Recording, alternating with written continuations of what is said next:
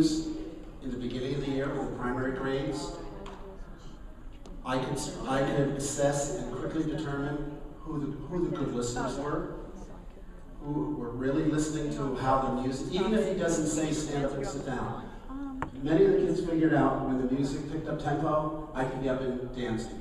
When it seemed quieter, and I could identify, okay, that I need to, whenever I do some activities, I need to be closer to that child because I can't have them too far out of my space. Here's another good dance. Here again, you don't have to really teach anything. But what I like about this one, the song is called the Hooray March. And it references a lot of positive reinforcement that we want to give to children. And this kind of puts it into a marching dance kind of a format. So.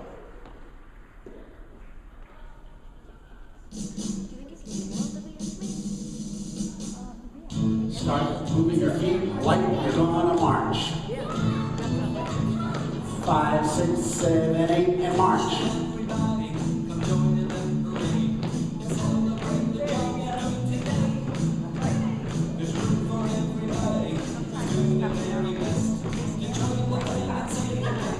Hip, hip, hooray!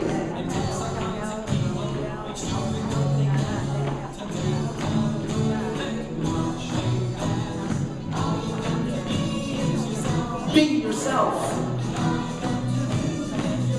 Do your best. You can say that. I think I can. Hooray! Hooray! Louder. Perfect.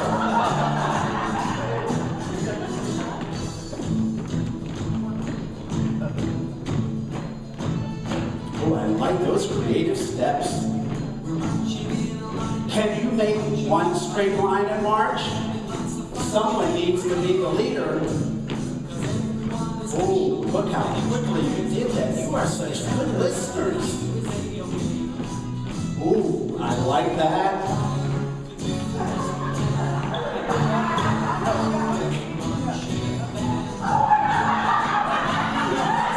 Be yourself. Do your best.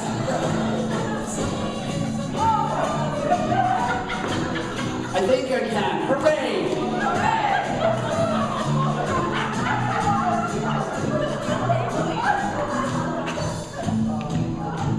Keep moving. There's more.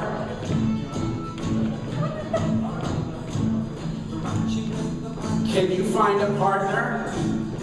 2 by 2. Hip hip hooray. Beautiful. If you can't find a partner, make it 2 partners. Make it 3s.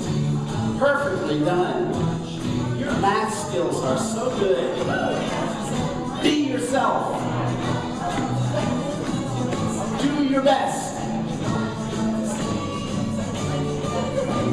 I think I can. Hooray! Hooray! Hooray! Hooray! Stop right there because I want to highlight one group.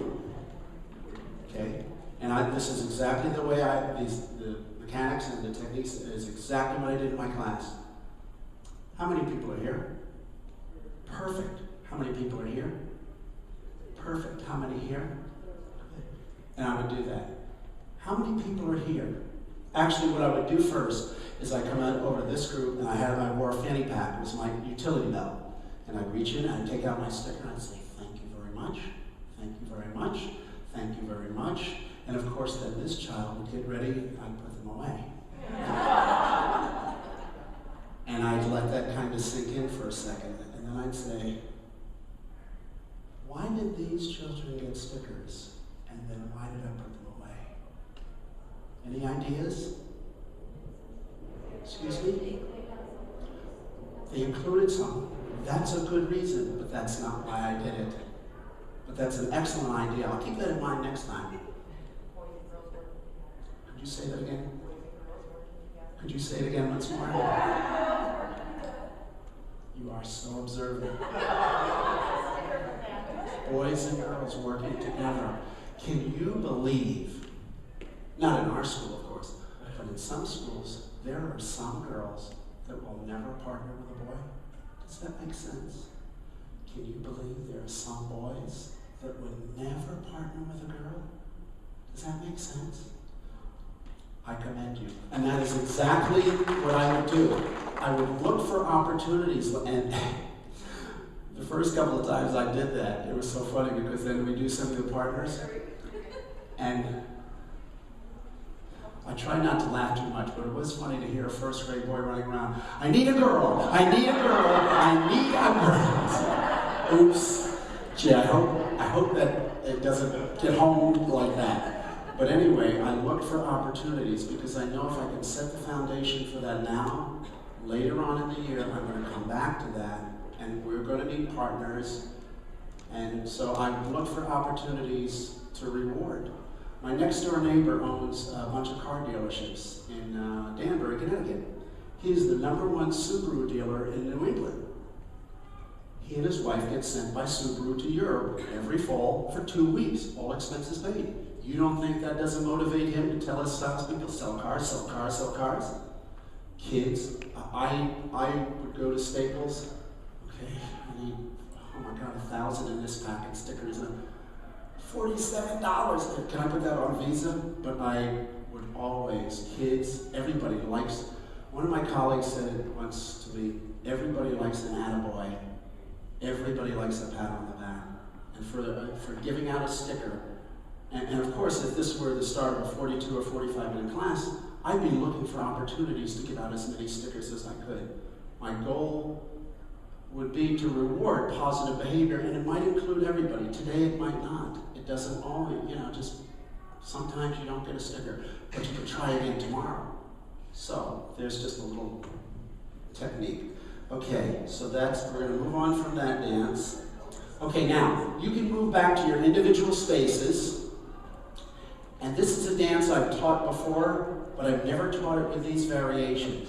A couple of weeks ago, we had our Southeast Zone Election Day conference, and 4 of us teamed up and did a workshop, and a very talented former Teacher of the Year, Marianne Cirillo, did this, and I said, oh man, that's brilliant. I'm going to copy that. This kindergarten teacher in my building taught me this dance. She called it the month arena, the Macarena. The pattern is 12 beats. 1, 2, 3, 4, 5, 6, 7, 8, 9, 10, 11, 12, hey, month arena. And of course we would do January, February, March, April, May, June, July, August, September, October, November, December, yay, month arena. Marianne taught it 2, 4, 6, 8, 10, 12, 14, 16, 17, 18. Yeah, obviously I was a math major. And then of course she went to 3, 6, 9, 12, 15, and so on and so on. And I started thinking about that.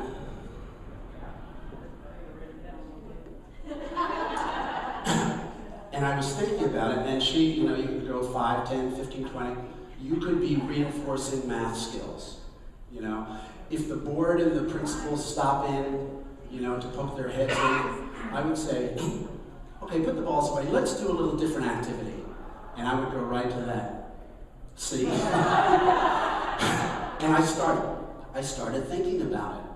How else, what other variations could you come up with, do you think, as your brains are percolating?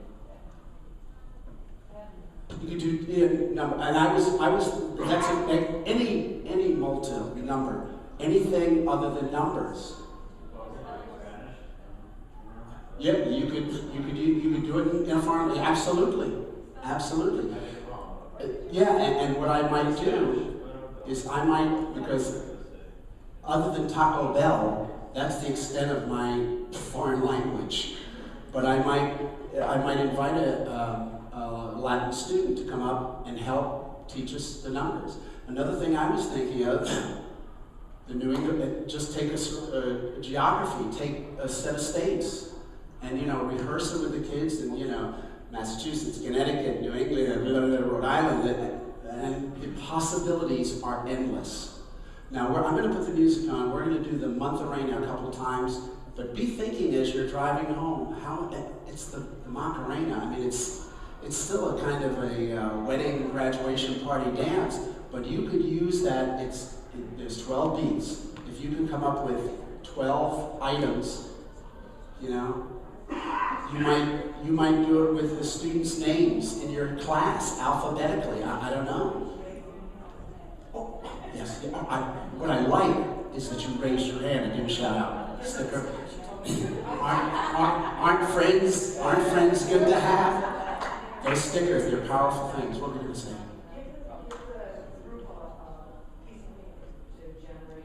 Yes.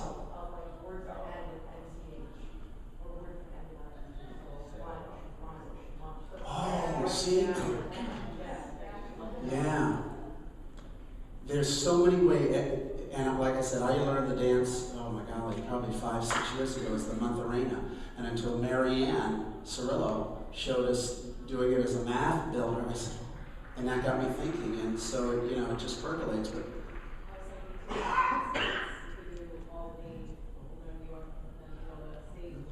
absolutely, absolutely.